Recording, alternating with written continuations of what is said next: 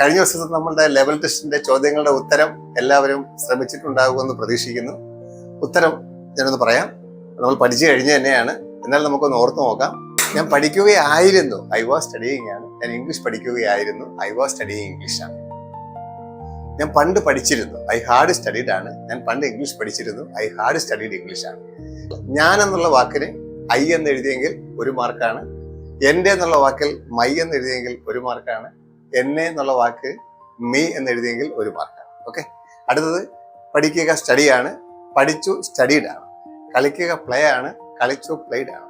സഹായിക്കുക ഹെൽപ്പാണ്, സഹായിച്ചു ഹെൽപ്ഡ് ആണ്. പോവുക ഗോയാണ്, പോയി വെന്റ് ആണ്. നടക്കുക വാക്കാണ്, നടന്നു വാക്ഡ് ആണ്. എഴുതുക റൈറ്റ് ആണ്, എഴുതി റോഡ് ആണ്.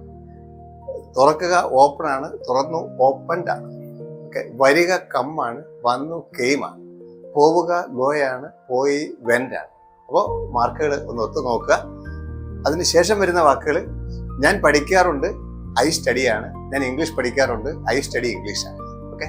ഞാൻ പഠിച്ചുകൊണ്ടിരിക്കുകയാണ്, ഐ എം സ്റ്റഡിയിങ് ആണ്. ഞാൻ ഇംഗ്ലീഷ് പഠിച്ചുകൊണ്ടിരിക്കുകയാണ്, ഐ എം സ്റ്റഡിയിങ് ഇംഗ്ലീഷ് ആണ്.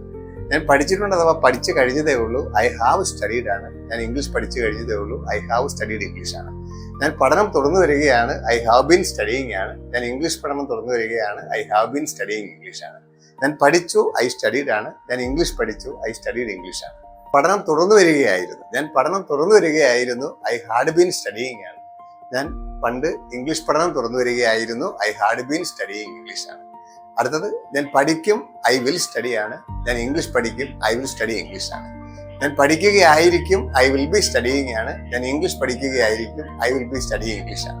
ഞാൻ പഠിച്ചു കഴിഞ്ഞിട്ടുണ്ടാകും, ഐ വിൽ ഹാവ് സ്റ്റഡീഡ് ആണ്. ഞാൻ ഇംഗ്ലീഷ് പഠിച്ചു കഴിഞ്ഞിട്ടുണ്ടാകും, I will have studied English ആണ്. ഞാൻ പഠനം തുറന്നു വരികയായിരിക്കും ഭാവിയിൽ എന്ന് പറയുമ്പോൾ I will have been studying ആണ്. ഞാൻ ഭാവിയിൽ ഇംഗ്ലീഷ് പഠനം തുറന്നു വരികയായിരിക്കും, I will have been studying ആണ്.